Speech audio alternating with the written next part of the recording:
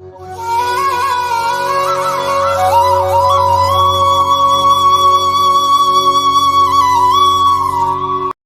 பக்தர்களுக்கு என் அன்பு வணக்கங்கள். ஓம் சாயரம்.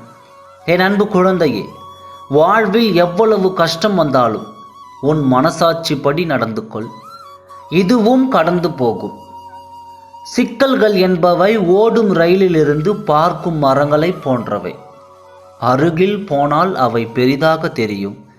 அவற்றை கடந்து சென்றால் அவைகள் சிறிதாகிவிடும்.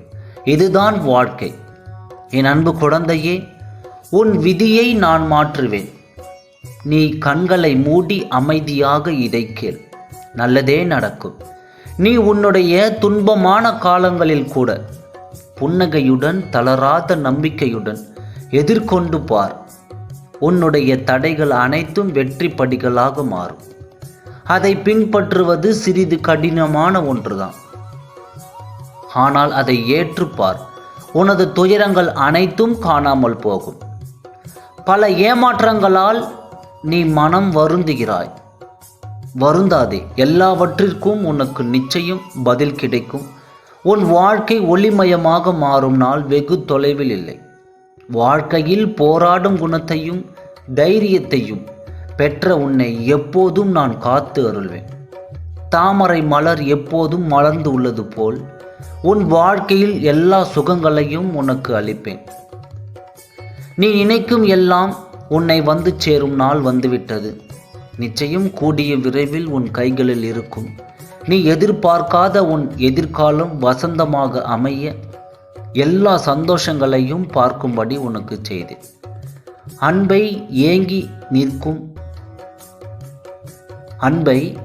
நிற்கும் உன் மனநிலையை மாற்றி உன் அன்பிற்கு மற்றவர்கள் உன்னை தேடி வரும்படி செய்வேன். உன் மனதால் என்றும் எல்லோருக்கும் நல்லது நினைக்கும் உன் எண்ணத்தை அதிகப்படுத்தி நிச்சயம் உன் வாழ்க்கை அர்த்தமுடையதாய் மாறும். என் அன்பு குழந்தையே, உன் வாழ்க்கையில் நடக்கின்ற அனைத்தும் உன் சாயப்பா நான் அறிவேன். நடக்கப் போவதையும் நான் அறிவேன். இவ்வுலகில் படைக்கப்பட்ட அனைத்தும் என் பிள்ளைகள். என் செல்ல குழந்தையே, நீயாக என்னிடம் வரவில்லை.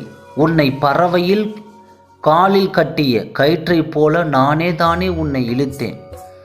உன்னை இங்கு வரவழைத்தேன். பிறகு ஏன் இந்த எண்ணம்? உன்னிடத்தில் எப்பொழுதும் நான் இருப்பேன். உன் வாழ்க்கை என்பது நீ இயக்கியது அல்ல, நான் தான் இயக்கினேன். உன்னை அதில் நான் தான் பொருத்தினேனே தவிர நீ எதற்கும் காரணமில்லை. உன்னுடைய ஒவ்வொரு நிமிடத்தையும் நான் செதுக்குகிறேன்.